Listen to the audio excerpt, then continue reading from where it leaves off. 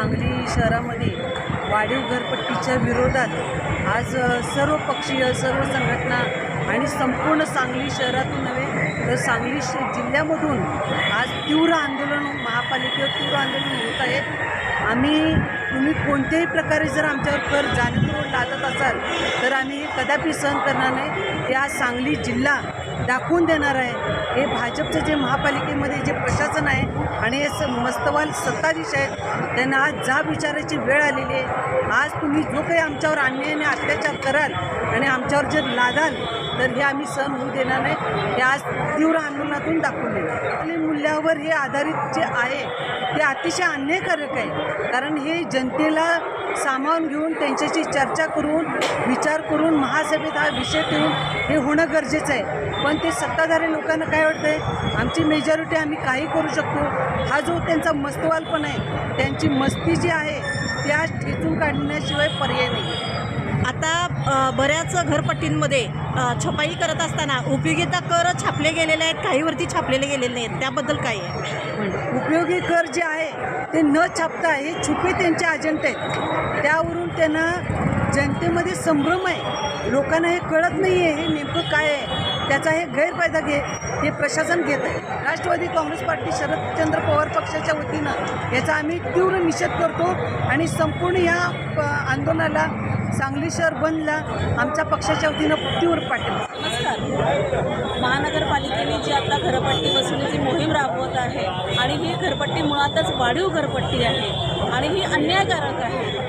तर आमची शासनाला आता सध्या विनंती आहे की त्यांनी हे जे आता नोटिसा पाठवणं सुरू केलेलं आहे तर त्या सगळ्या त्वरित थांबवण्यात यावा।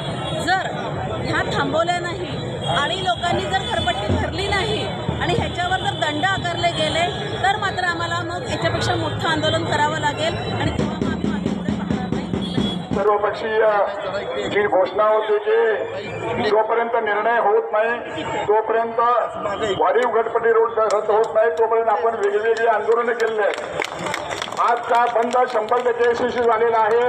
आजचा मोर्चा 100% यशस्वी झालेला आहे। त्यामुळे मला वाटतं 100% आपला प्रशासन यावरती विचार करेल।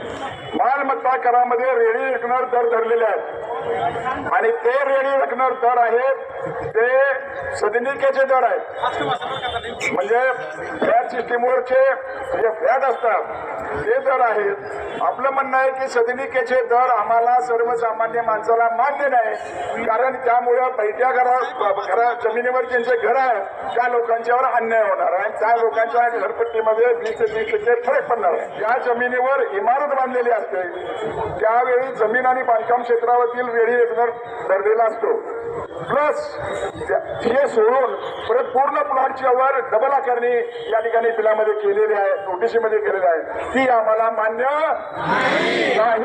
मुंबई अधिनियम 7 प्रमाणे जमीन क्षेत्र बांधकाम चटई क्षेत्र रेडी करणार नव्हते, म्हणजे कायदा काय म्हणतोय आपला महापालिकेचा किंवा शासनाचा की चटई क्षेत्रावर आकारणी करा, म्हणजे बांधकामाच्या आतल्या आकारणी करा, तिथं जमीन आतल्या आकारणी भिंतीच्या खालची जमीन या सर्वावर आकारणी झाली आहे, ही आम्हाला मान्य। फ्लोर बेरिंग बैठा घरांना पत्राच्या शेडना किंवा साध्या बांधकामाला RCCचा दर लावलाय, RCCचा दर लावलाय।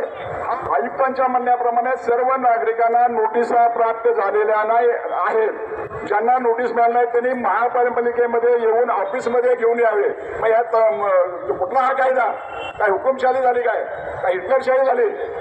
ज्या कराची आकारणी नागरिकांच्यावर होणार आहे त्या नागरिकाला वैयक्तिक नोटीस प्राप्त करण्याचा अधिकार आहे। ज्यांना 21 दिवसात नोटीस वर हरकती दाखल केल्या आहेत त्यांना हरकतीबाबत तुमची हरकत स्वीकारली किंवा नाकारली हे कळवणं, लेखी कळवणं प्रशासनाचं काम आहे, परंतु ते न कळवता डायरेक्ट त्यांनी बिलं पाठवायला लागल्यात। त्यामुळे आम्हाला सुप्रीम कोर्टातला न्याय निवाडे सुद्धा हायकोर्ट सुप्रीम कोर्टातले म्हणतात की हरकतीवर नाकारले स्वीकारले हे तुम्ही लेखी त्या लोकांना कळवलं पाहिजे, डायरेक्ट बिलं काढलेले आहेत। त्या प्रशासनाने निश्चित केलेले कराचे दर अंतिम करताना महापालिकेची सभा कायद्यात बोलवली पाहिजे.